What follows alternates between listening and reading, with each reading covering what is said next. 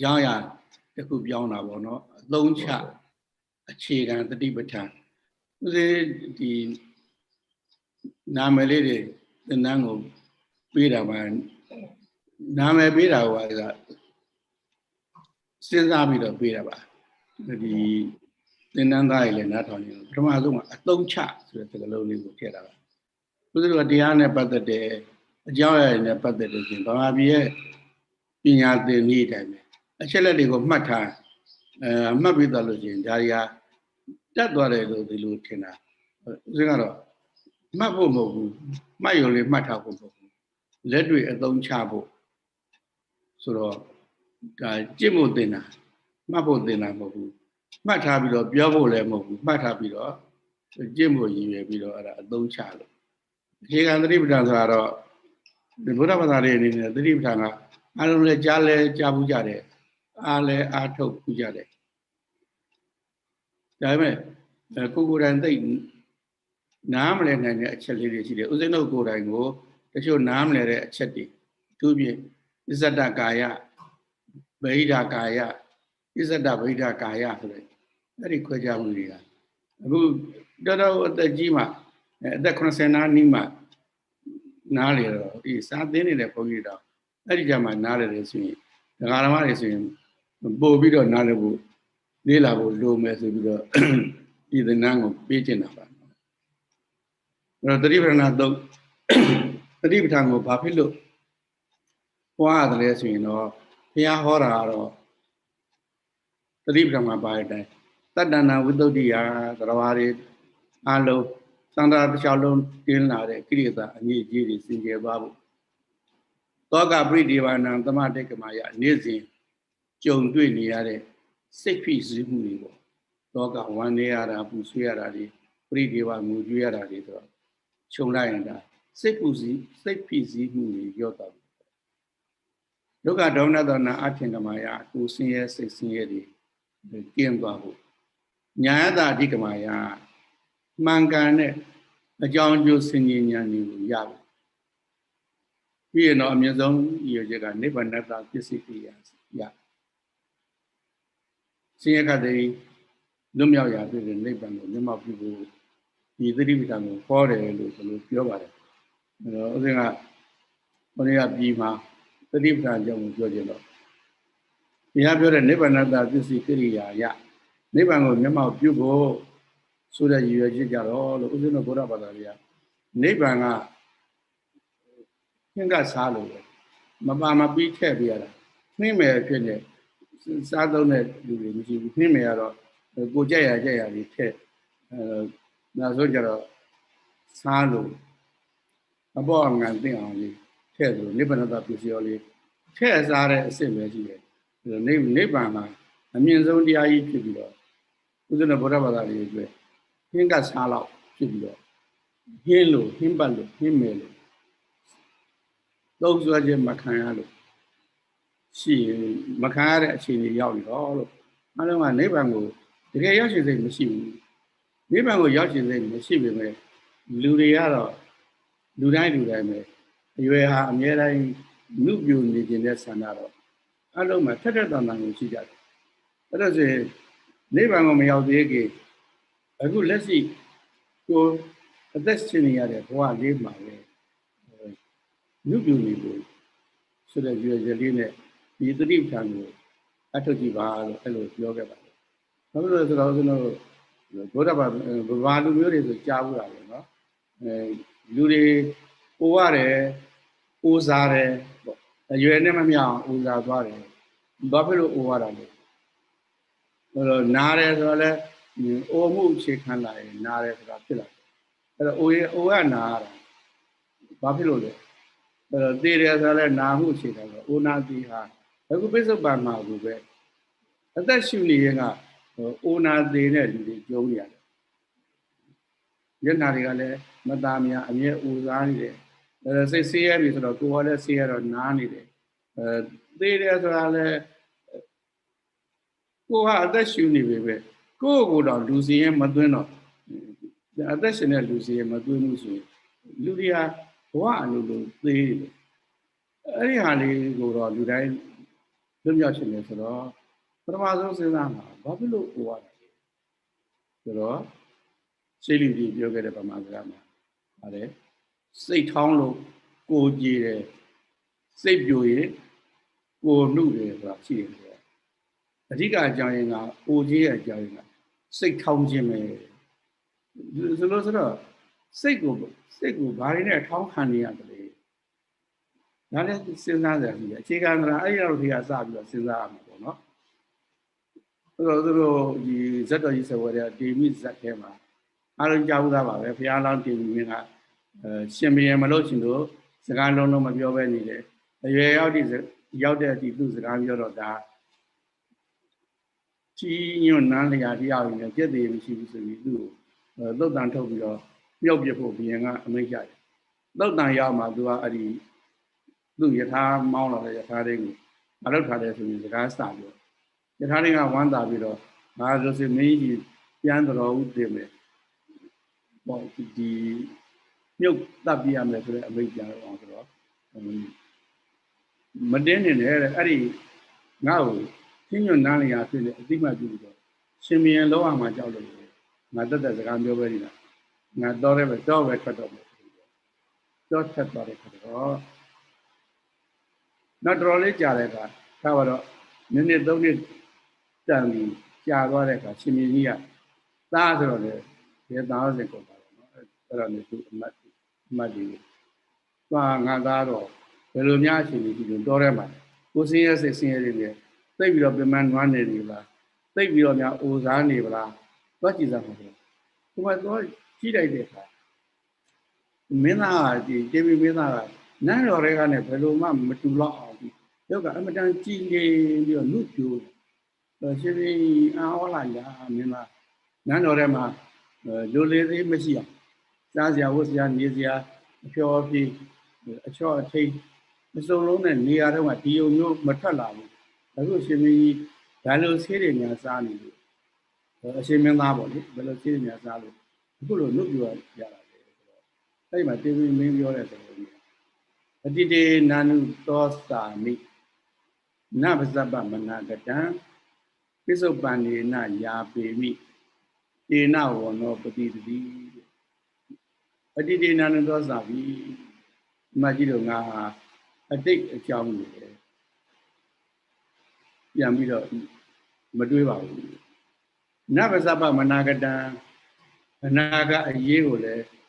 ဂျိုတွေးပြီးတော့မပူပါဘူးပိစုပန္နေနယာပေမိတဲ့ပိစုပန်ကြသူစားရတာဆိုတော့တော်ရဲမှာဒီကနဖော့လို့ဇွန်းလို့ဖြစ်မှာတယ်စားရဲမှာတော့ပိစုပန်အခုလက်ရှိရရှိတဲ့စားစရာကံပြင်းရွက်နဲ့ပဲလို့ဒီလိုပြောပါတယ်ဥစ္စာတင်ကဇွန်းလို့ကနဖော့လို့ရွက်ဒါလေးပဲစားနေတာပဲတဲ့တေနဝနောပတိတတိတဲ့အဲ့ဒါကြောင့်ငါအယုတ်စင်ကြည့်နေတယ်ဆိုတာကဇွန်းရွက်တွေစားနေလို့ကြည်လင်နာကိုပြောတာမဟုတ်ဘူးပဇွန်းရက်လေးတွေရှိပေမဲ့ငါကျင်တတ်ငါမင်းသားဘွားတော်ကဘယ်လိုနေထိုင်စားတော့ရတယ်ဘယ်လိုမှပြန်ပြီးတော့အတိတ်ကိုလည်းပြန်မလွန်ဘူးနောက်နာကငါဘယ်လိုဖြစ်မလဲအဲ့လိုလည်းမတူဘူးအဲ့ဒါကြောင့်ငါကြည်လင်နေလို့ဘယ်လိုပြောတယ်အဲ့တော့စိတ်ကြည်လင်တော့ရုပ်ကြည်လင်တာပေါ့နော်အဲ့ဒါတွေကိုကြည့်ပြီးတော့စိတ်တွေဟာဘာဖြစ်လို့အိုလဲဆိုရင်ဖြစ်စည်းမှုဆိုဘာနဲ့ဖြစ်စည်းတာလဲဆိုရင်အတိတ်ဆိုတဲ့ကိုဖြတ်သန်းခဲ့ရတဲ့ကုံလုံးသွားပြီဖြစ်တဲ့ဘဝဖြစ်ရတဲ့အကြောင်းအရာတွေကိုတွေးတာလည်းပဲဘုလို့တခုအဲ့ဒါစိတ်ကိုပြီးတာဒီလိုသာဆိုလို့ရှိရင်တော့နောင်ဘယ်လိုများဖြစ်မလဲအဲ့လိုအနာဂတ်အတွက်တွေးပူတယ်လည်းပဲအဲ့ဒါဝန်တုပ်ကြီးတခု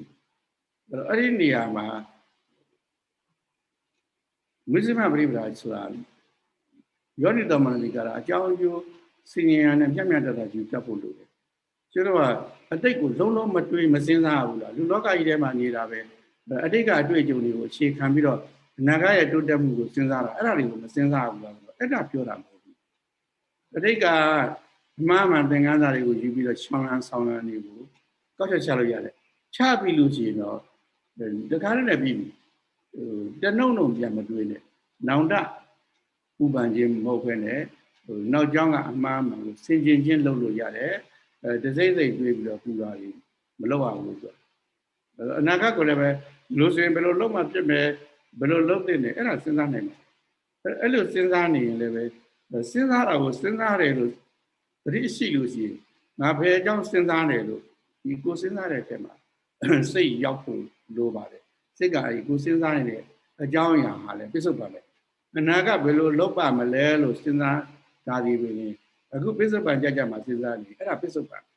အဲ့တော့ငါဒီအကြောင်းစဉ်းစားနေတယ်ဆိုတဲ့အပေါ်မှာတတိလေးရောက်နေရင်ဒါပြစ္ဆုတ်ပံပေါ်မှာညှတ်တာအဲ့ဒါဆိုလို့ရှိရင်အတိတ်ကသင်္ကန်းစာတွေကိုပြန်တွေ့လို့လည်းမပြပါဘူးအနာဂတ်စီမံကိန်းတွေချလို့လည်းမပြဘူးတကယ်ပြတာကဘာလို့ပါကြရမှမသိတော့အရင်ကဖြစ်ပြီးသားတွေကိုပြန်လွှမ်းရနောက်ဘယ်လိုများလုပ်ပါမလဲလို့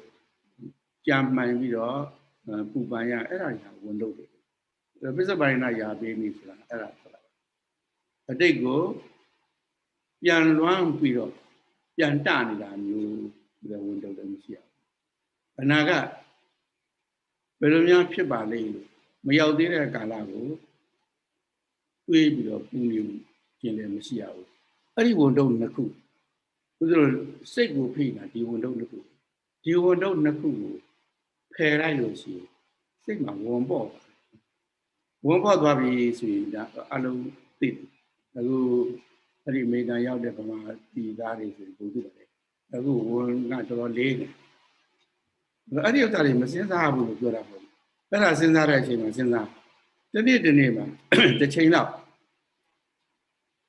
မဟာသက်ရှင်နေတယ်ဆိုတာသိဖို့တော့လိုအပ်တယ်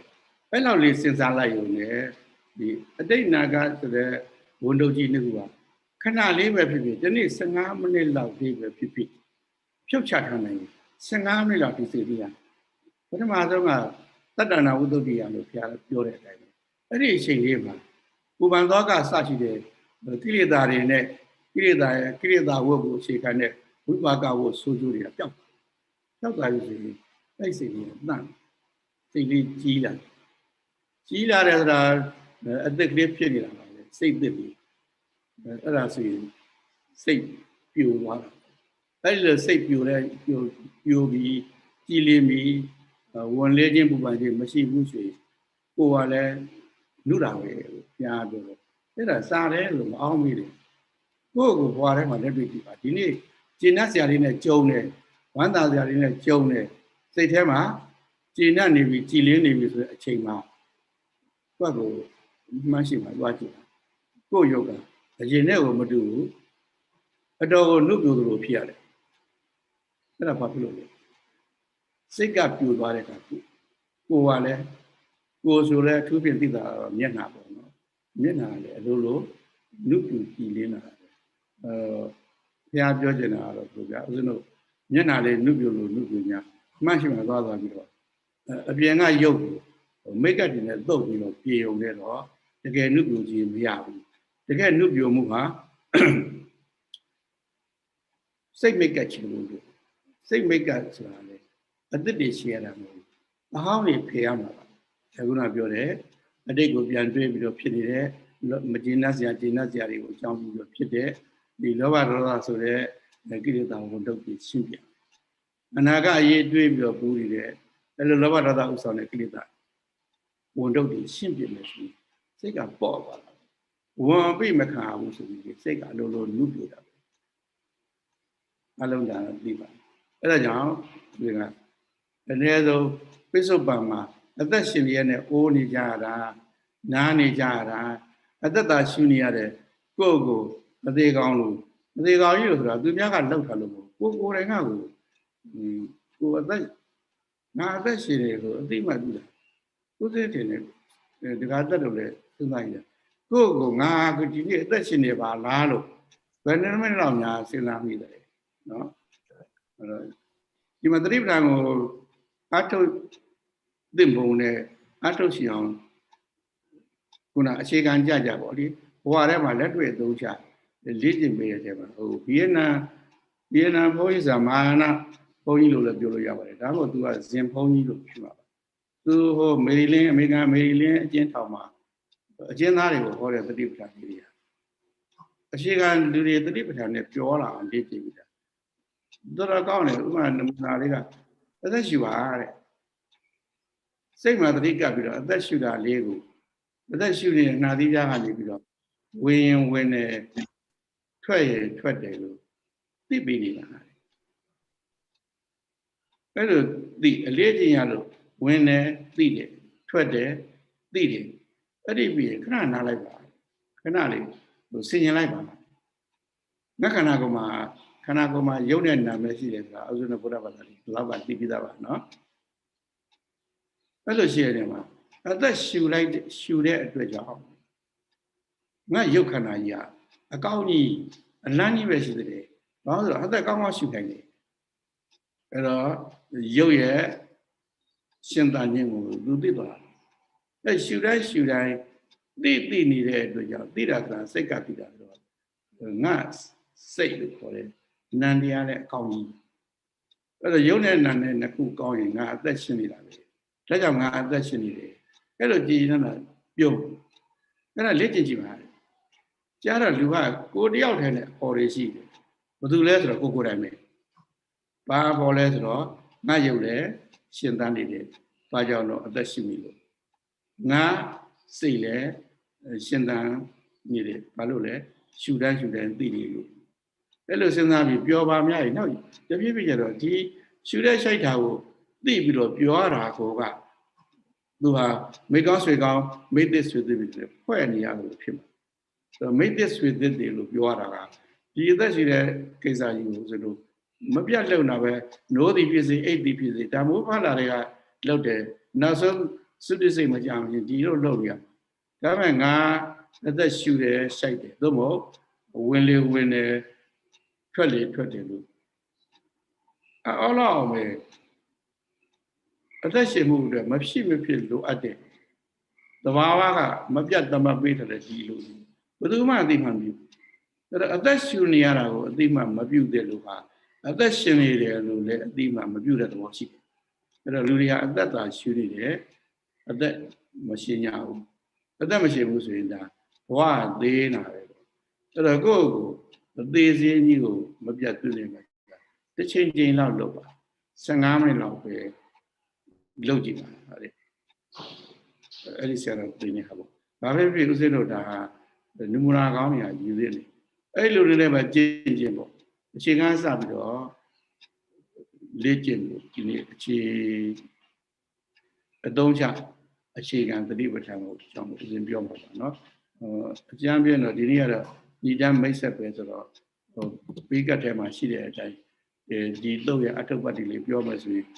ဒီတုတ်ကိုမြတ်စွာဘုရားကုရုတိုင်းမှာဟောတာကုရုဆိုတာဘုရားလောင်းစကြဝဠာမင်းဖြစ်စဉ်ကလေးချင်းလုံးကိုဆူရတာဆိုတော့မြောက်ကျွန်းသားတွေ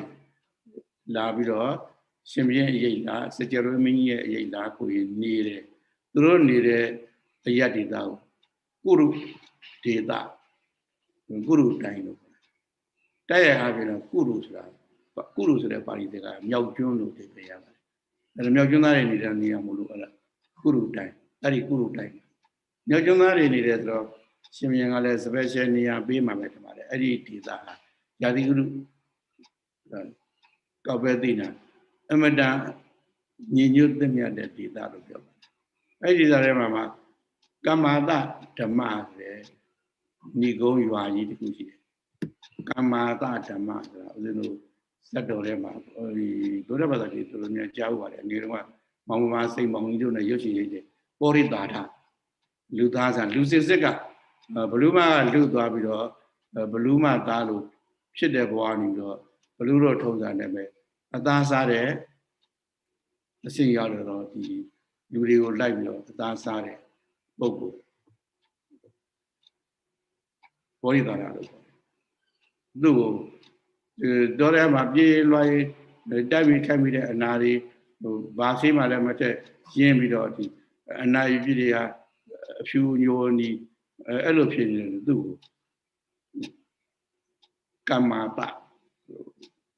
တဆိုတာ ခြေထောက်ကြားကြီးလို့ဒီပြရမယ်ကမ္မတဓမ္မအဲ့ဒီနေတရားထဲမှာရှင်းနေတယ်မခြေကြားကိုဆုံးမရဖြစ်တော်ယူပါလို့ကြောက်တော့အဲ့ဒီဒီတမှာဒီတုတ်ကိုခေါ်ပါတယ်တရားနာပရိသတ်ကတော့အဲ့နာတော်ထဲမှာရှိတယ်ရဟန်းတော်တွေပါပဲသူတို့ကိုစဟောတယ်ဘုရားစပြီးတော့လို့ဧကာနောအယံဘိက္ခွေမေကောငါဘုရားသာနာတော်မှာဒီတနည်းပဲရှိတယ်အဲ့လိုပြောပြီးတော့အဲ့ဒီတနည်းကိုမပြောသေးဘူးထုံးစံတိုင်းပဲဒီဘေးကတော်မှာလည်းဘုကိတယ်ကြောညာဝင်ရသေးတယ်ဦးဇင်းတို့ဓမ္မစကြာတော်ကလည်းပြောခဲ့တယ်နော်မေဇိမာပရိပ္ပရာတထာရိနာဝိတ္တဗုဒ္ဓမေဇိမာပရိပ္ပရာကိုငါတွေ့ပြီဆိုပြီးတော့အဲ့ဒီမေဇိမာပရိပ္ပရာကိုမဟောသေးဘူးအဲ့ဒီမေဇိမာပရိပ္ပရာရဲ့ကြောညာကိုဝင်သေးတယ်လေအဲ့ဒီမှာလေသက္ခုကရဏီမင်းတို့တတန္တရာလုံးမျက်စိလဲနာတွေကိုတဲ့သွားစေပဲညာနာကရဏီတတန္တရာလုံးမှောက်မှောက်မှာဖြစ်နေတဲ့အသည့်တွေကိုမှန်သွားစေရမယ်ဥပဒမယတတန္တရာလုံးပူနေရတဲ့ပူလာခဲ့ရတဲ့အပူတွေကိုငြိမ်းသွားမယ်အဘိညာယကိုယ်ပိုင်အသည့်တွေထိုးတွင်သိမှုတွေဖြစ်လာမယ်သံမောဓာယတိတိကျကျနည်းနည်းလေးသိပြီးနောက်ဆုံးမှာနိဗ္ဗာန်ယနိဗ္ဗာန်ကိုမျက်မှောက်ပြုနေလို့အဲ့လိုကျင်ညာသလိုပဲဒီတတိပဋ္ဌာန်မှာလည်းပဲဘုရားကကြောညာဝယ်ပါတယ်ဒီကနောယံဘိက္ခွေမေကောဒီတနည်းပဲရှိတယ်ကွာဆိုပြီးတော့မှဘာအတွက်လဲဆိုတော့တတ္တနာဝိတ္တုဒ္ဓိယဓမ္မတွေသံဃာစတွေကတင်းလာတယ်ကိရိတာအငြိကြီးတွေစင်ကြယ်သွားဖို့ဒါသိအရေးကြီးတယ်ဒီတရားအထုတ်ခြင်းရဲ့ပထမဆုံးရည်ရွယ်ချက်ကဒီတတိပဋ္ဌာန်မှာပြောတဲ့အတိုင်းကိရိတာအငြိကြီးစင်ကြယ်ဖို့အဲ့ဒါကိုသိထားမယ်ဦးဇင်းတို့ဒီဘုရားဘာသာတွေအထူးဖြင့်မိုးကုတ်ဆရာတော်ကြီးရဲ့တရားကိုနားနေတဲ့လူတွေဆိုလို့ရှိရင်ပရိသတ်သမုပ္ပါအကြောင်းကိုတော်တော်တည်ရည်သိပါတယ်အဲ့တော့လောကကြီးမှာဒုက္ခဖြစ်နေတဲ့တန်ត្រာကြီးလို့ဆိုတဲ့ဓမ္မဒုက္ခကဘယ်ကစတန်ត្រာဘယ်ကစတယ်လို့မသိဘူးပဲဒုက္ခဘယ်ကစတယ်ကိုဘုရားကတိတိကျကျဟောပါတယ်။ဒါကြောင့်ကိရိတာဝတ်ကစဝိဇာတနာဥစည်းတဲ့ကိရိတာဝတ်တွေရှိနေတဲ့အခါကျတော့ဒုက္ခအဲ့ကိရိတာဝတ်ရှိနေုံနဲ့ဒုက္ခဖြစ်ပလားဆိုရင်မဖြစ်သေးဘူး။အဲ့ဒါလည်းဦးဇင်းတို့မှတ်တာကိရိတာအနုတ္တိယသဘောမျိုးနဲ့အတွင်းမှာကိနေတယ်ဒုက္ခမကြုံသေးဘူးနိဗ္ဗာန်ကိုတားထားဖို့ပဲရှိသေးတယ်အဲ့ဒီကိလေသာဝတ္တိရှိတဲ့အခါအဲ့ဒီကိလေသာဥစည်းတဲ့အတိုင်းလူတွေကိုလောဘအလိုလိုက်ပြီးတော့ပြုတယ်ဒေါသအလိုလိုက်ပြီးတော့ပြုတယ်ဆိုအပြုမှားတွေရှိလာမယ်ဆိုရင်ကာမဝတ္တိဖြစ်လာတယ်အဲ့ဒီကာမဝတ္တိအပြောမှအပြုမှားဆိုတဲ့ဒုစရိုက်မြောက်သွားတဲ့ကံကြီးရှိမှဝိပါကဝတ်ဆိုတဲ့အဲ့ဒီကြာမှာဒုက္ခရောက်လာတာဒုက္ခမိုးကြရွှေကိုမဟုတ်ဘူးကိုယ်ကိလေသာရဲ့တွန်းအားတိုက်တွန်းမှုကြောင့်ကိလေသာဝဆိုးကြောင့်ပေါ့နော်ကာမဝဆိုးတွေပြုတယ်ကာမဝဆိုးကြောင့်ဒီဝိပါကဝဆိုးဆိုတဲ့ဒုက္ခတွေရောက်လာတာဆိုတော့ပထမဆုံးဒုက္ခငြိမ်းဖို့ဒီမှန်တဲ့ပုဂ္ဂိုလ်ဒုက္ခအကြောင်းကိုအရင်သိဖို့မလိုဘူးဒုက္ခကိုအရင်ရှင်းပြဖို့မလိုဘူးကိလေသာကိုအရင်ရှင်းပြဖို့လိုတယ်အဲ့ဒါကြောင့်ဘုရားဝိသုဒ္ဓိယတတ္တနာဝိသုဒ္ဓိယဘာတို့ရဲ့ကိလေသာဝတ္တိဒီဖြည်းဖြည်းရော့ရာကနေပြီးတော့အလုံးရှင်းသွားပြီအဲ့ဒါတွေရှင်းသွားရင်ဘာဖြစ်မလဲသောကပရိဒီဝါနံတမတိကမယဝမ်းနေရတာလေသူဆွေးနေရတာလေလူမြောက်သွားမယ်ဦးဇင်းတို့ဒီဗုဒ္ဓဘာသာတိုင်းပဲပူဆွေးဝမ်းနေမှုတွေလည်းအမြဲကြုံရပါဗမာနိုင်ငံသားတွေဆိုတာတွေ့ကြည့်ပဲဆိုရင်တစ်ဖက်ကတွေ့ကြည့်မယ်ဆိုရင်နိဗ္ဗာန်နဲ့ပို့နီးဖို့ကောင်းပါတယ်ဘာလို့လဲဆိုတော့ဒုက္ခသဘောကိုသူရောလူရောမဟုတ်ဘူးကိုယ်တိုင်ဒီဒုက္ခကြီးမပေါ့အနိစ္စရောဒုက္ခရောအနတ္တရောလက္ခဏာသုံးခုလုံးမှာကျွတ်တော်အားထုတ်ဆရာမှုဝင်နေခေအရှိနေကြီးအကုန်လုံးဖန်တီးထားတယ်အဲ့ဒါတွေအကုန်လုံးကျင့်သွားလို့ဆိုတော့ဒီကိလေသာတွေစင်သွားရင်အဲ့ဒါတွေကျင့်သွားမယ်ဆိုရင်လို့ဘုရားဟောလိုက်တာတော့ဒီသောကပရိဒေဝတွေဟာဘာကြောင့်ဖြစ်ရတယ်လဲဘုရားပြောတယ်ကိလေသာဝတ်ကိုအခြေခံပြီးတော့ဖြစ်တာကိလေသာဝတ်ကြောင့်ကာမဝတ်ဆိုတွေဖြစ်တယ်ကာမဝတ်ဆိုတွေကြောင့်ဒီသောကပရိဒေဝဆိုတာဝိပါကပါပဲအကျိုးခံစားတာဒီစိတ်ပိုင်းဆိုင်ရာသောကပရိဒေဝတွေမှာဒုက္ခဒေါမနတနာ ကိုစင်းရဲခြင်းစိတ်စင်းရဲခြင်းအဲ့ဒါတွေရှိနေရတယ်အဲ့ဒါတွေလည်းကိလေသာကိုအခြေခံတာပါပဲအဲ့တော့သတိပဋ္ဌာန်ကိုအားထုတ်လိုက်ရင်သတိပဋ္ဌာန်ကအဲ့ဒီကိလေသာဝတ်တွေကိုဖယ်ရှားမှဖြစ်တဲ့အတွက်ကြောင့်ထိုကိလေသာဝတ်ကြောင့်ဖြစ်ရတဲ့ဝိပါကဝတ်စည်းဝင်ဒုက္ခဒေါမနတတွေလည်းပဲအထင်ကမာယချုပ်ငြိမ်းသွားပါမယ်ဒုက္ခတွေကင်းသွားမယ်အဲ့တော့သိပြီးမှပြောတယ်ပေါ့အခုရှင်းရင်အခုကင်းတယ်လို့ပြောတယ်သောသောပြောလို့အတိတ်နဲ့အနာဂတ်ဆိုတော့ဝန်တုပ်ကြီးနှစ်ခုဖြုတ်ချလိုက်ရင်ပြောလို့တကူလုံးကအဲ့ဒီဝန်တုပ်ကြီးနှစ်ခုပြီးဒီဝန်တုပ်နှစ်ခုရှေ့ရောနောက်ရောဗလာချလိုက်ဒါလည်းကြောက်သမောဆရာတွေသုံးတဲ့စကလုံးရတော်တော်ကောင်းတယ်ဆိုတော့ရှေ့နောက်ဗလာချဒီဘာတွေ့တာလည်းအခုတွေ့ပြီလို့ပြောတဲ့အချိန်မှာ तू ကပျောက်သွားရှာမရတော့ပိဿုပံအတိတ်နဲ့အနာဂတ်အတွက်ကလည်းရှင်းတော့ဖလားချပိဿုပံကဟောဆိုတော့ပိဿုပံကလည်းတွေ့ပြောက်ရှာမရအဲ့တော့ရာအလုံးမှာအလေးပေါသဘာဝတွေလို့သဘောထားလိုက်လို့ရှိရင်ကိုယ်မှာငါလို့ထင်သုံးဖြစ်နေတယ်အတ္တအဲ့လိုပါသွားမယ်ထားပါတော့ခုလည်းပဲဒုက္ခဒေါမနတနာအတ္တိမာယဒုက္ခတွေချုပ်ငြိမ်းပြီးတော့ဘာဖြစ်လဲနိဗ္ဗာန်တသစ္စိကရိယာယနိဗ္ဗာန်ကိုမျက်မှောက်ပြုဖို့လည်းပဲဒီနည်းပဲရှိပါလေဆိုတော့အဲ့ဒီနိဗ္ဗာန်ကို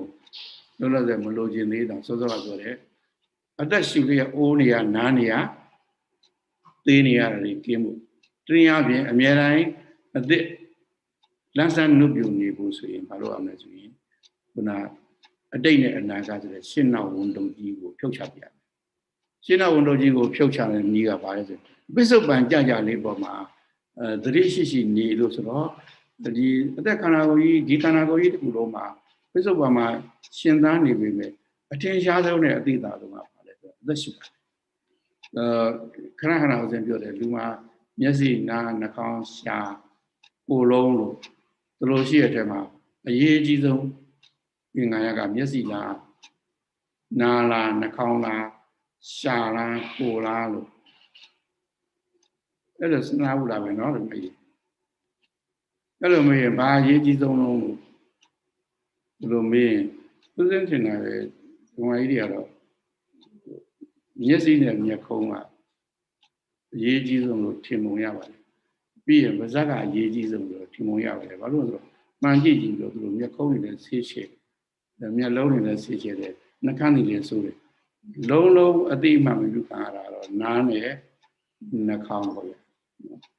ပေမဲ့တကယ်အသက်ရှင်မှုကတော့မျက်စိကလောက်တာမဟုတ်ဘူးနားကလောက်တာမဟုတ်ဘူးဘယ်ကလောက်တာလဲဆိုရင်နှာခေါင်းကလေရှူရှိုက်ပြတာအဲ့တော့အဲ့ဒီအရေးကြီးဆုံးနှာခေါင်းသူရဲ့ပဓာနာအလုပ်ဖြစ်တယ်အသက်ရှူရှိုက်ခြင်းအဲ့ဒါလေးပေါ်မှာစိတ်နဲ့တတိနဲ့ကပ်ပြီးတော့ရှုမှတ်နေအဲ့တော့ရှုမှတ်နေတတိပဋ္ဌာန်အလုပ်မှာဒီမှာအဆင့်50တော့ဘုရားပြောပါတယ်ခုနပြောတဲ့တတ္တနာဝိတ္တုတိယ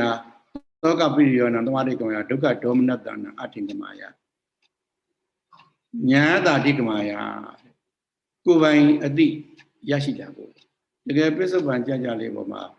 ဒါအထုတ်ကြည့်သိပါပါထွက်လေဝင်လေထွက်တယ်လို့ပထမသိနေကတဖြည်းဖြည်းကြတော့ဒီဝင်လေထွက်လေ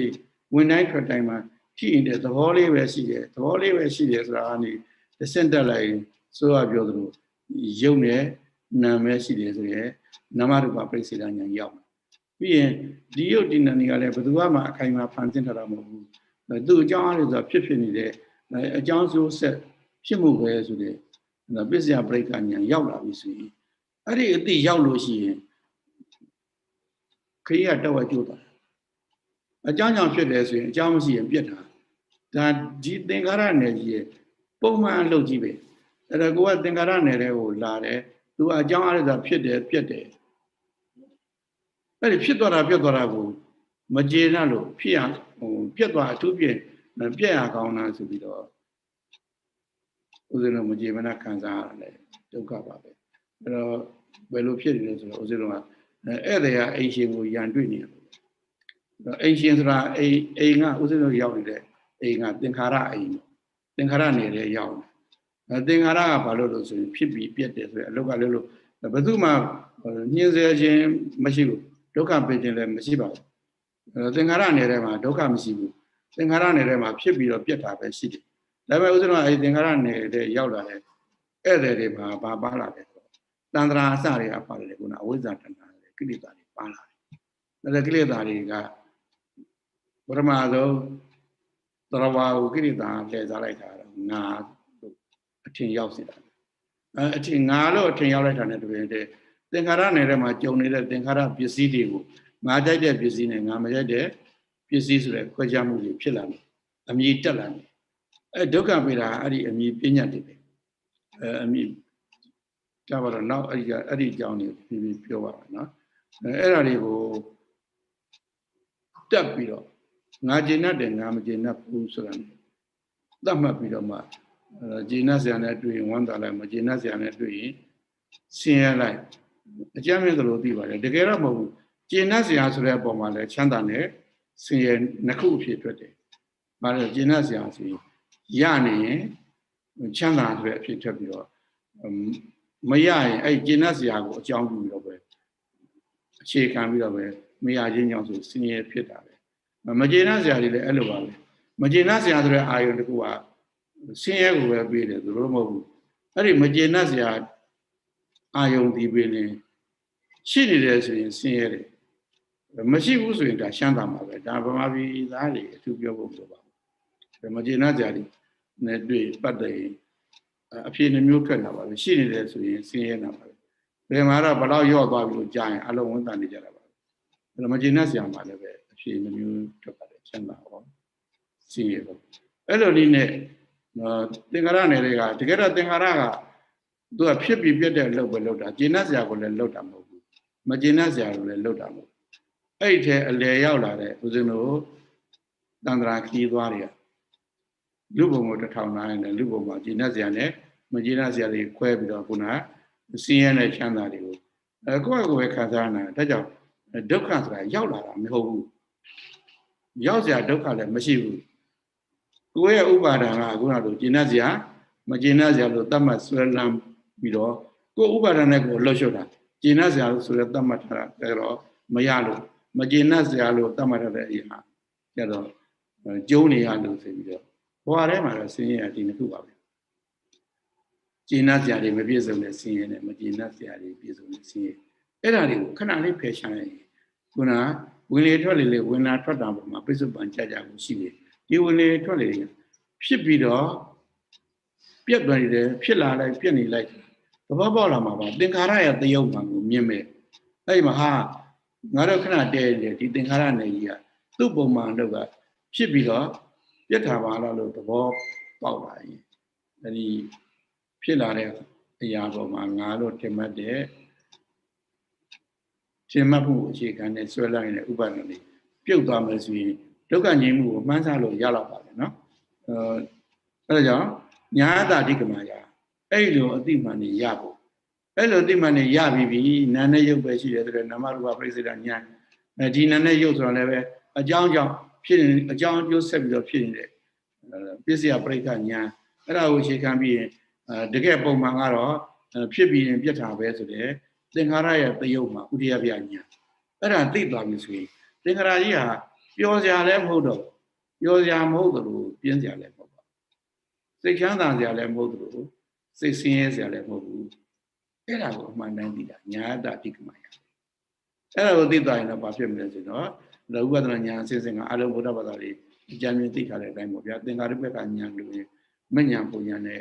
နိဗ္ဗာန်ကိုမျက်မှောက်ပြုနိုင်မယ်ဆိုတော့နိဗ္ဗာန်တပစ္စည်းကရိယာအဲ့ဒါမဟာသတိပ္ပံရဲ့ကြုံညာပါပဲကရမေစတ္တာတော်တဲ့အဲ့ဒီသတိပ္ပံ၄ပါးဆိုတာပါလဲဆိုရင်ကာယကာနုပတိဝေနာတုဝေနာနုပတိစိတ်တိစိတ်တာနုပတိဓမ္မေတုဓမ္မနုပတိလို့အဲ့လိုဟောပါတယ်ဒါလည်းပဲမှတ်လို့လည်းအဲ့စီးရင်တွေကိုမမှတ်ပါနဲ့ဦးဇင်းတို့မှာအခြေခံအားဖြင့်လူတိုင်းရဲ့ခန္ဓာကိုယ်မှာယုတ်နဲ့နာလို့ရှိတယ်အဲ့ဒီယုတ်ကြီးကိုကာယလို့ခေါ်အဲ့ဒီယုတ်တွေကထွက်လေဝင်လေဆိုတဲ့အာနာပါနကစပြီးတော့ခြေလက် ဒီအထူးပြခြေထောက်နဲ့သွားလာလှုပ်ရှားမှုတွေရှေ့လက်လှုပ်ရှားပြီးတော့လောက်ကဲမှုတွေအမျိုးမျိုးအဲ့ဒါတွေအကုန်လုံးကိုသူ့ပိုင်းနဲ့သူပြန်ဟောပြီးတော့ဟောပါတယ်အဲ့ဒါကာယ ानु ပတ္တနာလို့ပြောရုပ်ကကာယ ानु ပတ္တနာပေါ့အကုန်လုံးနောက်နာလို့ဆိုတော့နာနဲ့မှာထင်ရှားတာ၃ခုရှိပါတယ်ပထမဆုံးကတော့ဘယ်အာယုံဆိုအာယုံတစ်ခုနဲ့ကြုံတဲ့အခါမှာကျေနပ်ရင်ကျေနပ်တဲ့ချမ်းသာလို့ထင်ပြီးတော့ခံစားမှုမကျေနပ်ရင်မကျေနပ်တဲ့ဆင်းရဲလို့ဆိုတဲ့ခံစားမှုရှုံးလိုက်ရင်တော့ခံစားမှုနာနဲ့မှာအထင်ရှားဆုံးကခံစားမှုလင်းချင်းလည်းပဲစိတ်ဆိုတာမသိပဲချမ်းသာတယ်နဲ့ဆင်းရဲတယ်ကိုသိတယ်အဲ့ဒါချမ်းသာခြင်းနဲ့ဆင်းရဲခြင်းကနာရဲ့အမှန်တရားနာရဲ့အမှန်တရားချမ်းသာခြင်းနဲ့ဆင်းရဲခြင်းအစရှိတဲ့ဝေဒနာအဲ့ဒါကိုလည်းသတိထားလိုက်လို့ရှိရင်ဒါလေးကြော်လွန်သွားနိုင်တယ်ပြီးရင်တော့ဗါလဲဆိုရင်တော့စိတ်ကတွေးကြံနေတာချမ်းသာဆင်းရဲလို့အထူးမကြုံရင်လည်းစိတ်ထဲမှာတွေးကြံနေတာတွေးကြံရင်စောစောပြောတဲ့အတိတ်ကိုတွေးကြံရင်မကျေနပ်စရာတွေရှိပြန်ရောက်လိုက်လောဘဖြစ်လိုက်မကျေနပ်စရာတွေရှိပြန်ရောက်လိုက်ဒေါသဖြစ်လိုက်အစရှိတယ်စိတ်အမှုရာတွေဘုရင်16မျိုးလောက်ရှိပါတယ်အဲ့ဒါလည်းသူ့လက်ရောက်လို့ရှိရင်ပြောမှာဒီသတိပဋ္ဌာန်သုတ်ကြီးကရှင်းပါတယ်ဦးဇင်းကဒီသင်္นานကိုပြောတော့အခြေခံလို့ပြောမယ်အဲ့ဒီအခြေခံလေးအထိပေါက်ဖို့ဦးဇင်းထင်တယ်ယတ္တတပကတပတ်မှတစ်ကြိမ်ဆိုအကြိမ်20ခန်းလောက်ပြောမှာဒါတော့ခတ်သက်ပြောမှာဖြစ်မှာတော့ကာယ ानु ပတ္တနာဆိုတော့ခုနနာနဲ့ကပထမဆုံးထင်ရှားတာဝေဒနာပေါ်ရေဝေဒနာကိုတတိကပ်ပြီးတော့ရှုရတာဝေဒနာ ानु ပတ္တနာပြီးရင်အခုနစိတ်အကြံအားရဆိုဖြစ်လာတဲ့လောဘရှင်တဲ့စိတ်ဒေါသရှင်တဲ့စိတ်စသည်မှတ်သိရတာကိုစိတ်ဓာ ानु ပတ္တနာလို့ခေါ်ပါတယ်။အရှိကံလေ့ကျင့်ရမှာရုပ်ထဲကကာ ानु ပတ္တနာရုပ်ကြီးတစ်ခုလုံးကထင်ရှားအစိတ်ပိုင်းနေတယ်။ဒါလည်းသိရင်သိလာပါပြီးရင်နာနဲ့ကဝေဒနာ ानु ပတ္တနာနဲ့စိတ်ဓာ ानु ပတ္တနာဒီသုံးခုလေ့ကျင့်တဲ့အခါနောက်ဆုံးကြရင်ဘယ်လိုဖြစ်ရမလဲလူရဲ့ဒီကိုယ်စိတ်ထဲမှာပေါ့အားထုတ်တဲ့ပုဂ္ဂိုလ်ရှိတယ်တကယ်တော့ကာယလိုပဲပြောနေနေဝင်လေထွက်လေလိုပဲပြောနေနေသွားတယ်လာတယ်လိုပဲပြောနေနေပေါ့လှုပ်ရှားတယ်ပဲပြောနေရုပ်ကြီးရဲ့အမူအရာတွေပေါ့ပြီးရင်နာနဲ့မှလည်းခံစားရတဲ့ဝေဒနာလိုပဲပြောနေလောဘဟိုကြံဒီကြံတွေးတယ်စိတ်ဓာတ်လိုပဲပြောနေနောက်ဆုံးကျတော့သူ့သဘောသူဆောင်းနေတာပဲဆိုတဲ့အတိကိုရသွားတယ်နော်အဲဒီသဘောလေးပဲလို့ဖြစ်သွားပြီဆိုလို့ရှိရင်သဘောလေးမျှပဲရှိတယ်ဆိုတဲ့အစိမ်ရောက်ရင်ခုနဝင်လေထွက်လေဆိုတဲ့အမိသတ်မှတ်ချက်တွေချမ်းသာဆင်းရဲလို့ဆိုတဲ့အမိသတ်မှတ်ချက်တွေလောဘစိတ်ဒေါသစိတ်မောဟစိတ်စတဲ့အမိသတ်မှတ်ချက်ပြင်းရတယ်အကုန်လုံးပျောက်သွားတယ်ပရမတ်နေလည်းရောက်သွားအဲ့ဒီသဘောလေးမျှကိုအကုန်လုံးချုပ်ပြီးတော့ဒီပရိပဒံမှာဓမ္မ ानु ပတ္တနာလို့ဘယ်လိုသုံးပါလဲဒါကြောင့်ဦးဇင်းကဘယ် ानु ပတ္တနာနဲ့စဓမ္မ ानु ပတ္တနာနဲ့ရောက်တာဉာဏ်လန်းစအဲ့ဒီဓမ္မ ानु ပတ္တနာမှာရောက်သေးသမျှဉာဏ်လန်းမစနိုင်ဘူးခုနကာယ ानु ပတ္တနာအစဉ်ဝေဒနာ ानु ပတ္တနာအစဉ်စိတ်ဓာ ानु ပတ္တနာအစဉ်နဲ့ဉာဏ်လန်းမစနိုင်ဘူးဘာလို့လဲဆိုတော့လောကသတ်မှတ်ချက်ဖြစ်တဲ့အမိပညာတွေနဲ့တွဲပြီးတော့မှတ်နေရတာအဲ့ဒါအကျင့်တန်တာရှိလို့ရှိရင်တော့နောက်ဆုံးမှာကသဘောလေးမျှဆိုတာသိပါလိမ့်မယ်ဒီမာဇီဆရာကြီးကိုဒီအရာတွေတိုင်းပဲကအမတန်ရိုးတဲ့တရားကြီးတယောက်တော့လည်းသူ့ကိုယ်သူအကုသိုလ်အားကြီးတဲ့သူတရားအားထုတ်ဖို့ခေါ်လို့ကိုမရဘူးဒါပေမဲ့အလွန်စေနာကောင်းတယ်လေသမားကြီးကြောင်းလည်းစွန့်စားပါညာသားကြီးပဲအကုန်လုံးလှူတယ်အဲ့ဒါနဲ့ဆရာကြီးကသူ့ကိုခေါ်ခိုင်းတယ်ခေါ်ခိုင်းတော့သူကကျုပ်တဲ့ဒီဝဒနာတရားနဲ့မတန်ပါဘူးဗျာတန်တမရဏဆရာတော်ကြီးခေါ်တယ်လို့လည်းလာတာပေါ့ဆရာတော်ကြီးကစာရည်သေးနေအောင်ပါဖောင်းတယ်ပိန်တယ်ဒါလေးပဲအမှတ်ခိုင်းတာပါဒီကုကြိုးပြီးတော့လည်းပြောမယ်ဖောင်းတယ်ပိန်တယ်ဆိုတဲ့ကိစ္စဘယ်လိုရှိပြအဲ့ဒါကိုတော်တော်များများကစာထဲမှာမပါလို့ဒါဘိကနဲ့မညီဘူးကျမ်းဂန်နဲ့မညီဘူးဓမ္မစီရဲ့ဝါဒကိုပဲလေဦးဇင်းတို့ဒီသံဃာနာကဘောဂါဇကအဓမ္မဝါဒလို့သတ်မှတ်ပေးဖို့တောင်ဆက်လာတင်နေအဲ့ဒါမင်းကုန်းဆရာတော်ကြီးရှိလို့မင်းကုန်းဆရာတော်ကကဘာမှာမြန်မာနိုင်ငံကိုဗုဒ္ဓဘာသာအထွန်းကားဆုံးနိုင်ငံကြီးလို့သိစေတာအဲ့ဒီမဟာစီဆရာတော်ရဲ့ကမ္မဋ္ဌာန်းတွေကြောင့်ပဲ အဲ့တော့အဲ့ဒါကြီးကိုအာဓမ္မလို့ပြောလို့ရှိရင်အခုကဘာကိုဖြတ်နေတဲ့ဘုရားဘာသာဆိုတာအာဓမ္မလို့သူများပုတ်ခတ်ဆရာဖြစ်မှာမလုပ်ပါနဲ့လို့ဖြံပြေးလိုက်လို့အဲ့တော့စင်းတို့ကိုလည်းအဲ့လိုဆိုရင်မင်းမဆရာတော်ကြီးကိုဖြံပြေးလို့သာအာဓမ္မမဟုတ်တာအမှန်တမ်းကတော့ဘေးကနဲ့မညီဘူးအာဓမ္မလားလို့ဒီလိုတန်တရားရှိတယ်လို့ဒီဝင်ထွက်နဲ့ဖောင်းပိန်သဘောပေါက်ဖို့လိုပါတယ်ဗျာဥစ္စာတော့ဒီအနာပါနထွက်လေဝင်လေဝင်လေကစမှာပေါ့နော်အာနာပါဏဆိုတဲ့စကားလုံးရဲ့မြန်မာပြန်ကလည်းပဲအာနာဆိုတာဝင်လေလားထွက်လေလားအာနာကိုအတ္တတာလို့ပြောပါဏကိုပတ္တာတာလို့မာနပါဏပုတ်ဖြိုင်အာနာပါဏအာနာနဲ့အပါဏအပါဏကပတ္တာတာဒါဆိုအဲ့ဒါကိုဝင်လေလို့ထွက်လေလို့ဘယ်ဟာအတ္တဝင်လေလဲဘယ်ဟာထွက်လေလဲ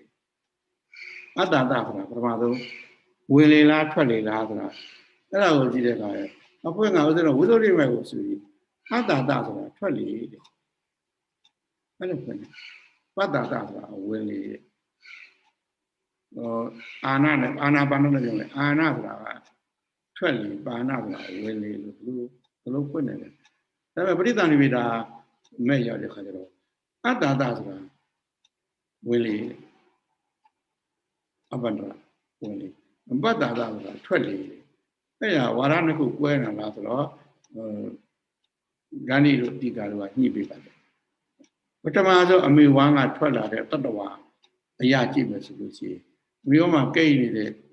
လေတွေကိုပထမဆုံးကမှုတ်ထုတ်တာဖြစ်တဲ့အတွက်ကြောင့်အမေဝမ်းကကျွတ်လာရင်တတ္တဝါတယောက်ပထမဆုံးအလုပ်လုပ်တာအဲ့ဒီထွက်လေကိုပဲအတ္တတာခေါ်တာနောက်ဆက်ပြီးတော့ဝင်လေပတ္တတာအဲ့ဒါကပရိသန္တိလို့ဆိုရဲပထမဆုံးစမွေးဖွားချိန်ကိုကြည့်အတ္တတာကထွက်လေပတ္တတာကဝင်လေဘယ်လိုပြောတာလဲမှန်ပါတယ်တဲ့ဒါပေမဲ့ပရိသမိတာမက်ကတော့အသက်ကြီးလာမှမွေးဖွားချိန်ကိုပြောတာမဟုတ်ဘူးအရွယ်ရောက်လို့တရားအားထုတ်တဲ့အချိန်မှဆိုတော့တရားအားထုတ်ပြီဆိုရင်တော့စပြီးတော့တင်ပင်ခွေနေရာစနစ်တကျသတ်မှတ်ထားတဲ့နေရာယူပြီးပထမဆုံးလုပ်မှာကဝင်လေကိုရှုသွင်းပါအဲ့ဒါတော့သူ့လိုဆိုရင်ဟုတ်တယ်အတ္တတာဆိုတာဝင်လေပတ္တတာဆိုတာထွက်လေတို့ကြောင့်မှပွေရတော့ဗျပထမဆုံးမွေးဖွားလာတဲ့အချိန်ကိုကြည့်မယ်ဆိုရင်အတ္တတာကထွက်လေပတ္တတာကဝင်လေဘာလို့ဘိုက်ထဲမှာကိန်းအောင်နေရှိနေတဲ့ကာဗွန်တွေကိုအပြင်ထုတ်လိုက်ပြီးမှသူကအောက်ဆီဂျင်ရှူလို့ရအောင်အဲ့ဒီအချိန်မှာအတ္တတာတွေထွက်လေပတ္တတာတွေဝင်လေဖြစ်မယ်ဒါပေမဲ့တရားထုတ်တယ်ဆိုတဲ့အချိန်ရောက်ပြီဆိုရင်တော့အတ္တတာကဝင်လေပတ္တတာကထွက်လေထားပါတော့အဲ့ဒါအတူတူပါပဲเนาะဒီအတ္တတပတ္တတာဆိုတဲ့အနာပါနကာယ ानु ပဒနာအဲ့ဒီနုပဒနာလေးပါတယ်ပထမဆုံးကာယကိုစတဲ့ကာယထဲမှာအထင်ရှားဆုံးဖြစ်တဲ့ခုနဝင်လေထွက်လေအတ္တတပတ္တတာကိုရှုပါဆိုပြီးတော့ဘုရားဒီအဆင့်50ဟောပါတယ်เนาะဘယ်လိုရှုရမှာလဲဆိုရင်တတောဝအတ္တတတိ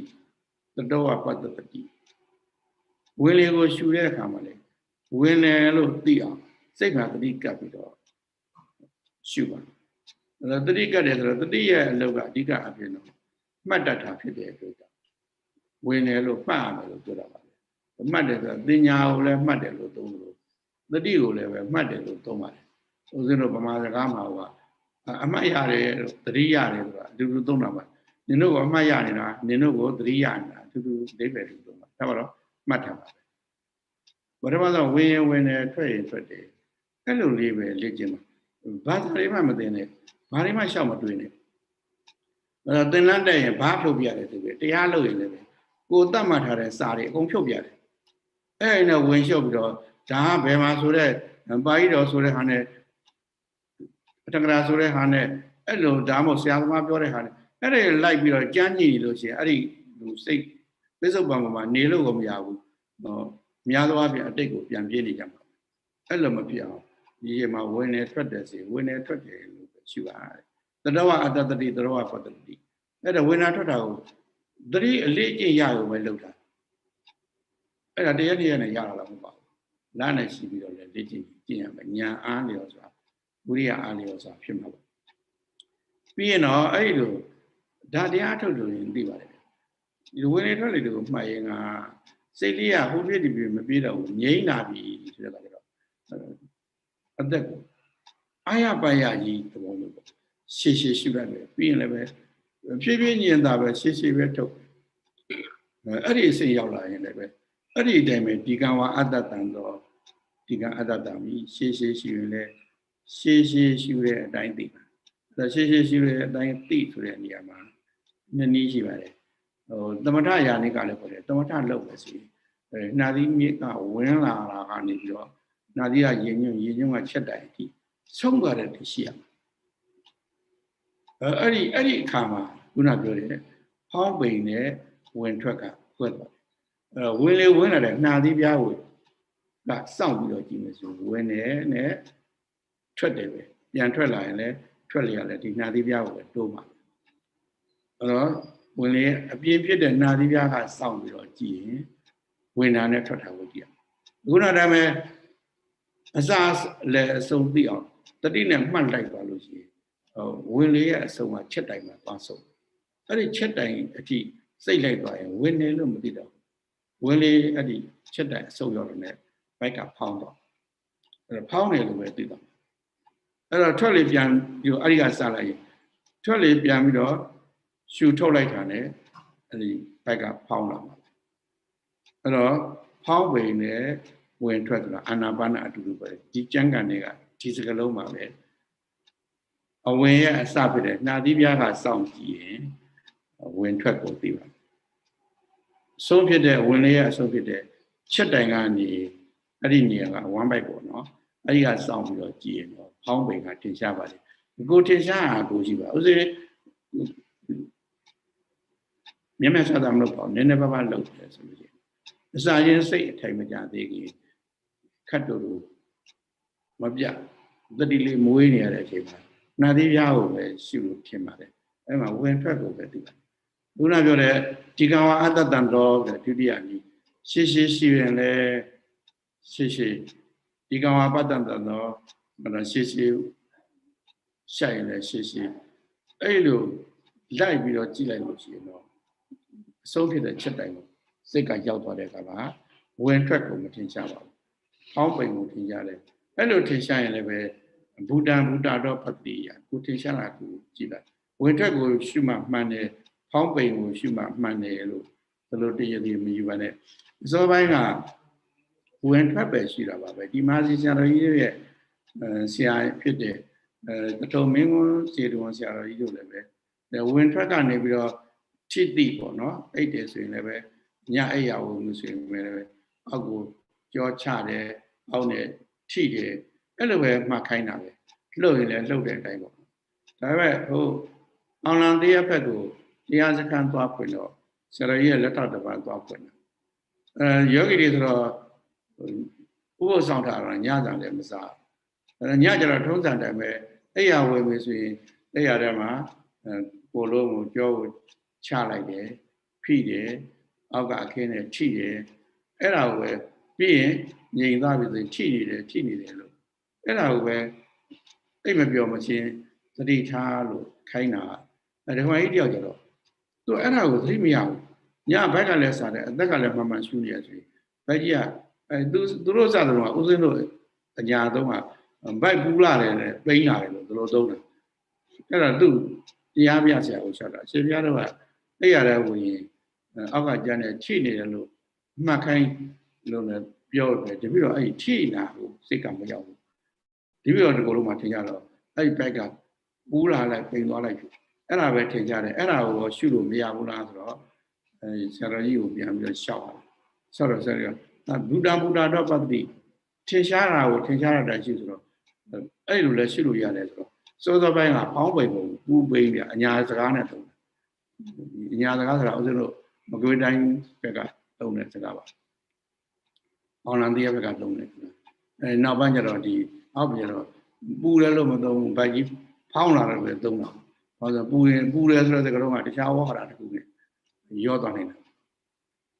ဗိုက်ပူတယ်ဆိုတဲ့စကားလုံးအဲ့ဒါမတုံးဖောင်းပိန်လို့ဆို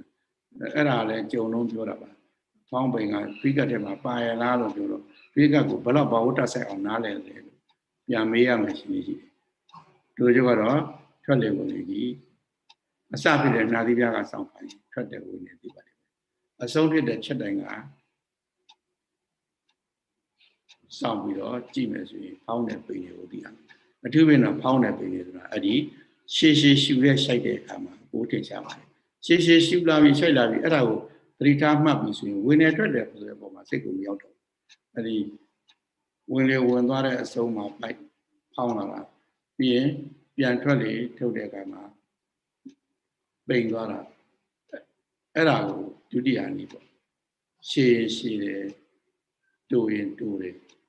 အသက်ရှည်တာကရှူလာရှိုက်တာရှည်ရှည်တယ်တူရင်တူတယ်လို့မှဒုတိယနည်းပြီးရင်အဲ့လိုရှည်ရင်ကနေပြီးတော့အစအဆုံးသဗ္ဗကာယပိတံဝေဒီအဲ့လိုအသက်ရှည်ရှည်ရှူတဲ့အခါသဗ္ဗတာဝကာယပိတံဝေဒီကိုတက္ကရာဆရာကတော့အစအလယ်ဆုံးသုံးခုလို့သူလို့ဆိုရင်တော့ဝင်ထွက်ကောဖောင်းပိန်ကောနှမျိုးရောရှူရမယ်သူပေါ့ပထမဆုံးနာသီပြားမှာဝင်လာတယ်အဲ့ဒါကိုလည်းသိပြီးရင်အလယ်တော့ရင်ညွန့်ရောက်သွားတယ်အဲ့ဒါကိုလည်းသိအဲ့တော့ရင်ညွန့်ရောက်ပြီဆိုရင်တော့ဝင်လာတဲ့အချိန်လေးတုန်းကပဲဝင်ထွက်တာသိတာရင်ညွန့်ရောက်လာပြီဆိုရင်နည်းနည်းတဖြည်းဖြည်းအဲ့ဒီနာသီပြားက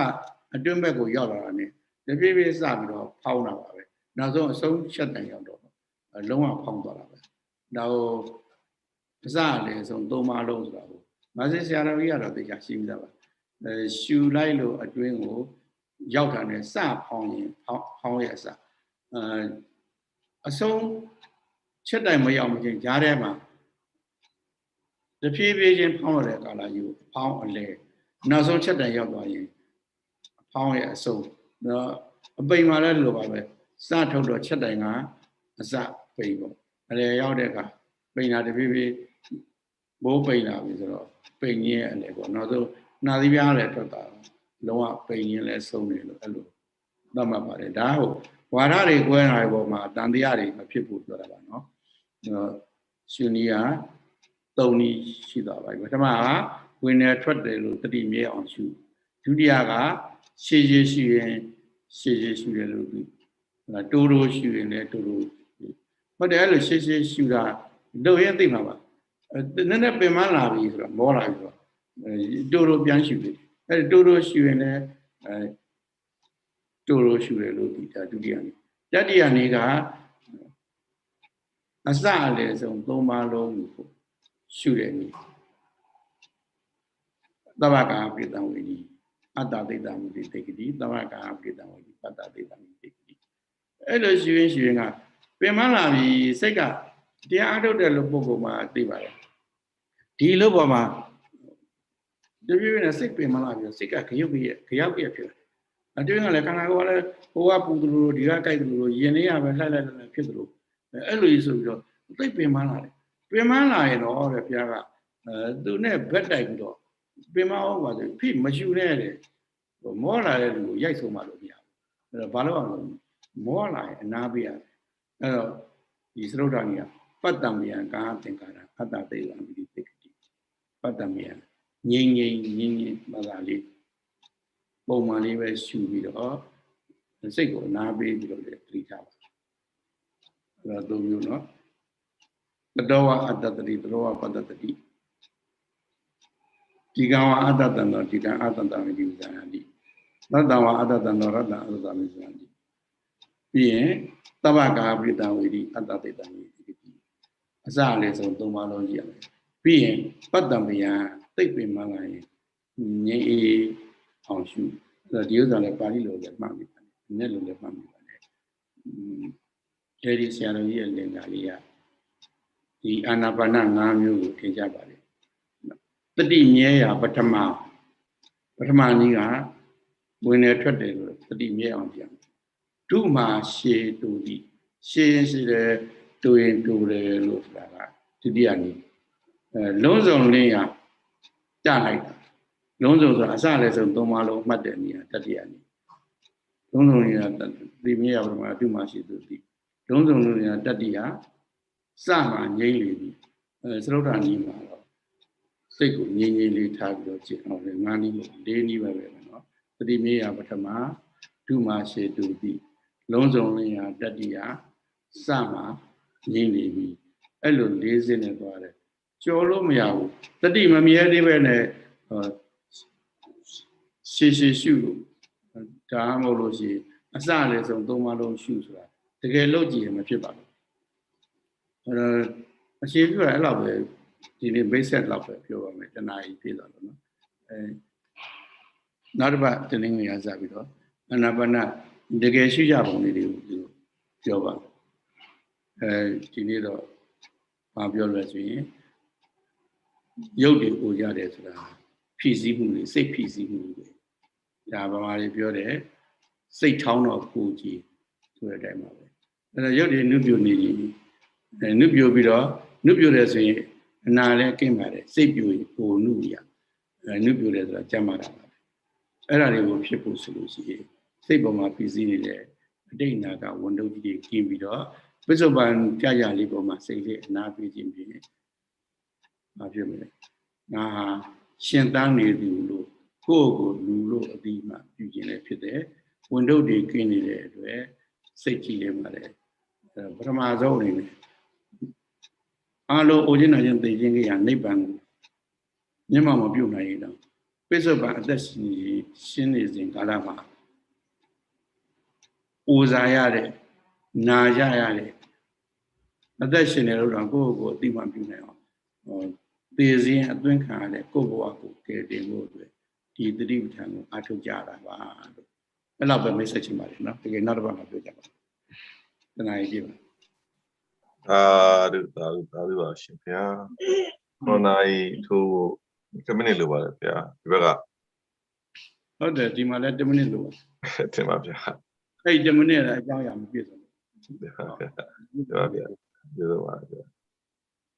ဆရာဗျာဒီနေ့ background ကအတော်လေးကိုရှင်းရှင်းလင်းလင်းနဲ့တရားနာလို့လည်းကောင်းပါကြောင်းကိုအငယ်ဥထွန်းရွှေရနေပြီဗာဂျီးနီးယားနေပြီးတော့လျှောက်ထားပါတယ်ဗျာအဲ့ဒါလေးကိုပြီးတော့တစ်ဆင့်လျှောက်ထားတာပါဗျာဒီနေ့ဆရာတော်ဗျာအခုနေရာလေးပြောင်းလိုက်ပြီးတော့ဟောကြားတဲ့နေရာအဆင်ပြေတဲ့အကြောင်းလေးဥထွန်းရွှေရလျှောက်ထားပါတယ်ဒီနေ့ရန်ကုန်ရောက်နေလို့အဲ့တင်ပါဗျာအဲ့ဒါကြောင့်ရန်ကုန်ယူလာပြီးတော့တင်ပါဗျာရန်ကုန်ကနေပြီးတော့ဆိုတော့နောက်တစ်ပတ်အထိလည်းရန်ကုန်မှာပဲဝါဆိုခဏိဒဆိုတော့ဒီကျောင်းနေတောင်စွန်းကျောင်းရန်ကုန်ကျောင်းတောင်တို့သူကောင်းကလည်းကိုယ်ကတန်ခါပြန်လက်ခံပြီဆိုတော့130လောက်ဖြစ်တယ်အဲ့ဒါလည်းတင်ပါဗျာဒီကတော့အဲ့ဒီ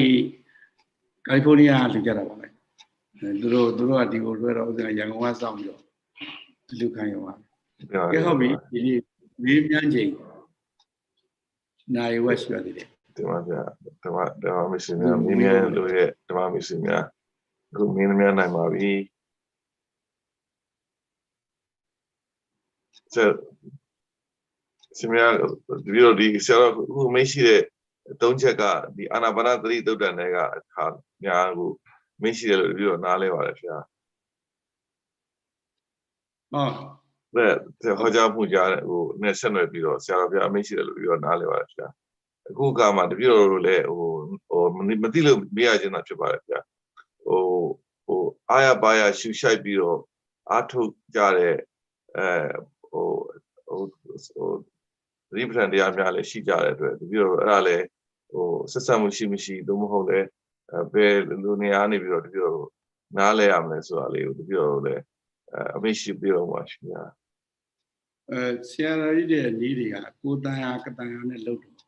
တ်ပါဗျာဘယ်သူနည်းကမဟုတ်ဘူးလို့ပြောကြတယ်မရှိဘူးဘယ်သူနည်းသာလည်းမှန်တယ်လို့ဘယ်လိုပြောလို့ပြီးခုဟောတဲ့လို့ဆိုရင်ကိုရင်းကြီးကတူမောင်းဆရာတော်ကြီးကစွန်းတော်ညီညာစွန်းတော်အဖွဲ့ရဲ့နာကအကြီးဆုံးပဲတူမောင်းတိုက်ထဲမှာလည်းပဲဒီကြစွန်းလုံးရိတ်တာဆိုပြီးတော့ကန့်ပြီးတော့ပေးထားတာရှိတယ်တူမောင်းတိုက်ထဲပါပဲအဲ့ဒီမှာဥစဉ်တော့ရှူရတာအဲ့ဒီမှာတော့ဘာမှမစင်းသားနဲ့ပြင်းပြင်းရှူပြီးတော့မှတ်ထားတော့ခုနတတိမြဲရပထမတတိမြဲသွားအောင်တော့တကယ်အားထုတ်ပြီးရင်ကြီးရတယ်ဒီသိငင်းငင်းသားသားလေးရှူနေရင်တတိယမြဲဘူးအနည်းဆုံးကိုယ့်အတန်ကိုကြားကိုယ့်အသက်ရှူတန်ကိုကြားလောက်အောင်ဒီကိုခပ်ပြင်းပြင်းလေးရှူပြီးတော့မှတ်မှတတိမြဲပါတယ်အဲ့ဒါလေပထမနည်းရတတိမြဲရပထမအရာဖြစ်ပါတယ်နောက်ဖောင်းပိန်ကြရင်တော့ ဖြည်းဖြည်းမှန်မှန်ရှူရတဲ့ဒုတိယနည်းရပါဒုမှာရှေတိုတိရရှေရှူတဲ့ခါကျရင်တော့စနစ်ကြလိုက်သွားရင်တဖြည်းဖြည်းဝင်လေလေးဟာချက်တိုင်ရောက်တဲ့အထိတစားချင်းဖောင်းသွားတာပြုရပါလိမ့်မယ်ထွက်လေထွက်နေချက်တိုင်ကစပြီးတော့တဖြည်းဖြည်းပြန်ပိန်လာတာတွေ့ရပါလိမ့်မယ်အဲ့ဒါလည်းဒုတိယနည်းရမှန်တာပါပဲတခုတော့ပြောမယ်ဘယ်နှစ်နာရီကြာအောင်ပေးထိုင်မှဆိုတာတော့သတိပ္ပံနဲ့မှမပါပါဘူးသတိနဲ့စိတ်နဲ့ကပ်ပြီးတော့အာယုဘောမှန်ဖို့ပဲအဲ့တော့ထပ်ပြီးတော့ပြောရအောင်သတိပ္ပံနာသုတ်တဲ့ပါတဲ့ဒီနိဒာလေးတရားရှိလို့ရတယ်ဆိုရင်တော့ကိုမသိသေးတခါလေးမှားရတယ်မဟုတ်ဘူးဖြစ်ဒီတရားထိုင်နေတရားရှိမှတယ်ဆိုတာစိတ်နဲ့သတိနဲ့ကပ်ပြီးတော့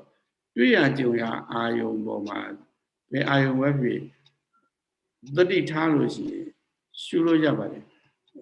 ဒီကမ္မထာကလည်းကမ္မထာ40တယ်မကဦးစင်းမိနစ်လောက်ကFacebook မှာ status လေးရေးပြီးတော့ပြင်ပါတယ်ကမ္မထာကပါဘူးနတ်သမီးကမ္မထာလည်းရှိပါတယ်လို့ညီတော်နန္ဒကို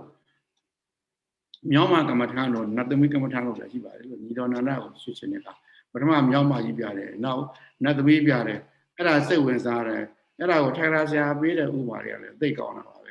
ဇနဗရကလေးကနေကိုဆွဲတာကညောင်ဟောင်းကြီးတဲ့စိုးစိုးလေးကဆွဲတာအဲ့ဒါကြီးကတော်တော်ကြီးတောင်တက်နေပြီချွတ်ဖို့ခဲရတာအဲ့ဒါကိုခုနနတ်သမီးတွေပြပြီးတော့အဲ့ဒီညောင်တဲ့ဇနဗရကလေးကနေညောင်ကိုရိုက်ထုတ်လိုက်တာနတ်သမီးလည်းမြင်တော့နန္ဒရဲ့ရင်ထဲမှာဇနဗရကလေးကနေမရှိတော့ဘူးအဲ့တော့နတ်သမီးကခုမှမြင်တာကဲညောင်တဲ့ခုချက်ချင်းဆွဲထုတ်လို့ရတယ်ပြန်အဲ့လိုသိတယ်အဲ့ဒါလည်းကမ္မထာမယ်ဒါကလေးပရိနေကလေးတယောက်သူအနုပညာဝါဒမှာတော့ကြာပန်းကြီးကိုကြည်ခိုင်းတာအဲ့လည်းကမ္မထာမယ်တခုခုပေါ်မှာစူးစိုက်ကြည့်တာအဲ့ဒါကမ္မထာဖြစ်ပါတယ်တိထားကြည့်ဒီကရတော့စိတ်ပေါ်မှာအတိတ်အနာကဝန်ထုတ်တွေဖယ်ချပြီးပစ္စုပန်ကြပေါ်မှာစိတ်နဲ့သတိနဲ့တွဲမိပြီးတော့ရှုမှတ်နေရင်အဲ့ဒီနေရာမှန်ပါလေဒီကြည့်ပါနောက်တစ်ခါရှင်းပြပါဦးပြီးတော့အခုလို့ရှင်းလင်းနားလည်ခွင့်ရတယ်ဆက်ပြီးတော့နားလည်ခွင့်ရတာတွေ့တယ်ကြားပြီးတော့အများကြီးကိုဝန်တာပါတယ်ဗျာရှင်းလင်းသိခွင့်ရတယ်ကျေးဇူးကြည့်ပါတယ်ဗျာကဲဟုတ်ပြီကဲမေးကြတယ်မရှိတော့ဘူးလေမကြပါဘူးဒီပေးတာကအသိကိုအစင်မြင့်သလားဥစဉ်သိဖြစ်နေသလားဥစဉ်ကိုခွဲလို့ရတယ်အစင်မြင့်လွန်းလာလည်းဖြစ်နိုင်တယ်မြင့်လွန်းတယ်ဆိုတာကပြောတာကိုကိုလိုနားလည်တဲ့အတွက်ထပ်မေးစရာမလိုတဲ့အတွက်အဲ့လိုလည်းရှိပါလိမ့်မယ်မမေးရဒါမှမဟုတ်မေးရကောင်းမှကိုမသိတာလည်းဖြစ်နေမေးရကောင်းမှကိုမသိဘူးဆိုတော့နည်းနည်းနေလို့ပြောမေးစရာမလိုလို့ဆိုရင်တော့အကောင်းဆုံးပါပဲခုနကတော့မေးလို့တခြားနည်းတွေနဲ့ကြားဥတာတွေနဲ့ဆက်ဆက်ပြီးတော့လေသူကိုယ်စိတ်ထဲမှာအတိတန်တရားမရှင်းလို့ဆိုရင်အစ်မမေးပါအသင်းအဖွဲ့တစ်ခုနဲ့တစ်ခုပေါ့နီးတစ်ခုနဲ့တစ်ခုကိုရှုံချဖို့တစ်ခုကိုမြောက်ပေးဖို့ဆိုတဲ့ရည်ရွယ်ချက်မျိုးနဲ့တော့မမေးပါနဲ့သူနည်းသူဟန်နဲ့သူတော့ပရိယမကင်းတဲ့ပုံကိုယ်တွေမှာမှန်ရပါတယ်မတူတတ်တာလေးရှိမှာဒီတော့ပါဗျာပြောဗျာဟုတ်ရှင်ပြတပည့်တော့တခုလျှောက်ချင်တော့ပါဗျာတချို့ကကြတော့ဝင်လေရဲ့စလေဆုံးကိုဒီနှာသီးပြားရဲ့ရင်ညရဲ့ချက်ရဲ့အဲ့လိုမမှတ်ရဘူးတဲ့ဒီနှာခေါင်းသားမှာပဲမှတ်ရမယ်တဲ့ဆိုတော့နှစ်မျိုး꿰နေလို့ပါအဲ့ဒီဟာကဒီလိုဒီမှာသမထယာနိကနဲ့ဝိပဿနာယာနိကတို့ဒီလိုပြောတယ်သမထဆိုတာကစိတ်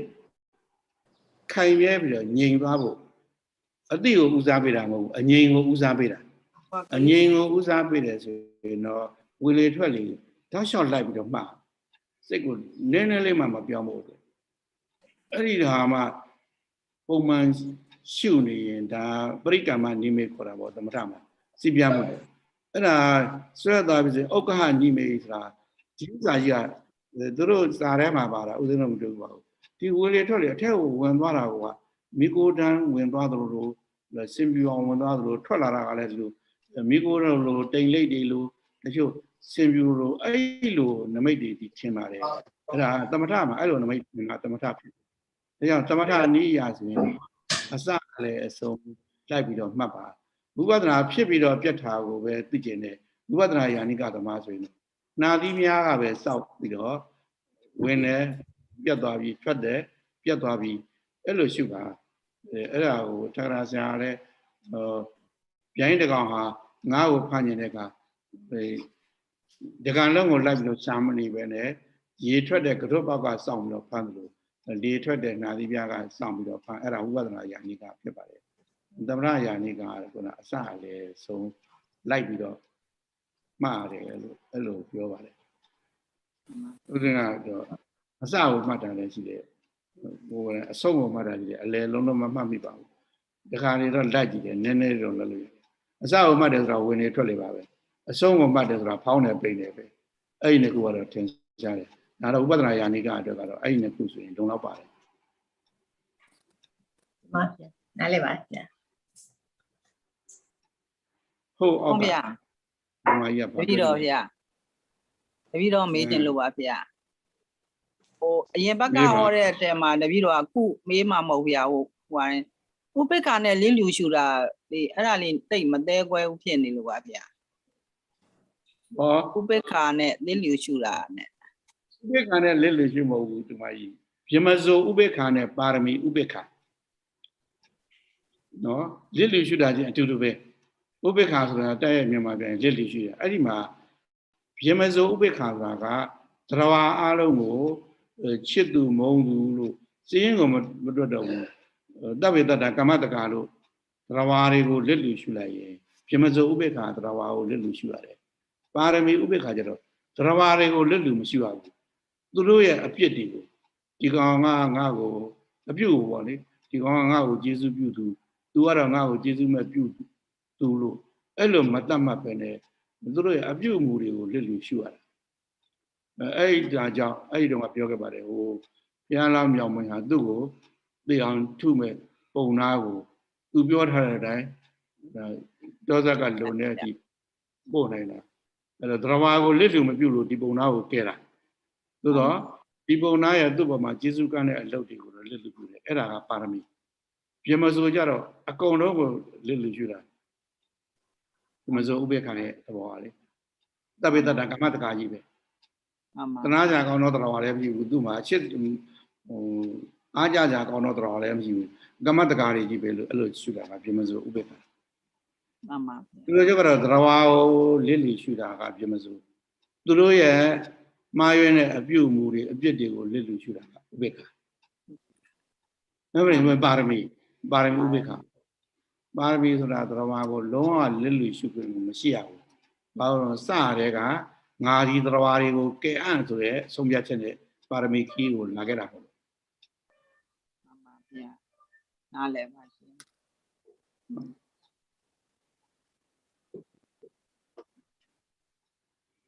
ကဲလက်ကြံစီနောက်ဆုံးကဟိုဒေါခင်တန်ဝင်နေရပါဗျာဒီတော့ဒေါက်တာဆွေအောင်ကလည်းဆရာတော်ဟောချသည်ကိုနားလေရှင်းလင်းပါ၍ကျေးဇူးကြီးပါသည်ဗျာဆိုပြီးတော့လျှောက်ထားပါတယ်ဗျာတပည့်တော်ဒီဘက်က message box ကိုပြီးတော့ဖတ်ပြီးတော့ဆရာတော်ကိုအဆင့်ပြန်လျှောက်ပေးတာဖြစ်ပါတယ်ဗျာပါကဲဒီပါဗျာဒီရှင်းလင်းပေါ့မရှင်းလင်းသေးဘူးဆိုရင်လည်းမေးပေါ့ဒီအ ਨੇ ဆုံးမေးလိုက်တဲ့အတွက်နောက်တစ်ပတ်ဆိုရင်ဒါတွေငါထပ်ပြီးတော့ရှင်းရမလဲဆိုတော့ဦးဇင်းဘက်ကလည်းအဲ့ဒါတော်တော်အကျိုးများပါတယ်ဒါကြောင့်မေးကြပါလို့ပြောတာဦးဇင်းတို့ကဘုရားကဝေနေရစရာတရားသရဝါတွေပါလို့တယ်ဆိုတာသိပြီးတော့ဟောဆိုတော့ကွက်တိအနာနဲ့စီဦးဇင်းတို့ကဒီသင်္นานသားတွေကပြောလာမှသူတို့ရဲ့အစ္စာတရားအလိုကိုသိမှဒီကလိုအပ်တယ်လို့သင်လို့ရမှာမလို့တကယ်တော့အဲဒီသင်္นานသားတွေသိဖို့မဟုတ်ဘူးဦးစင်းဘာဟောရမလဲသိဖို့ကိုမေးစေချင်တာကဲဟုတ်ပြီဒီနေ့တော့အချိန်ပြည့်ပြီပေါ့နော်ကဲထုံးစံ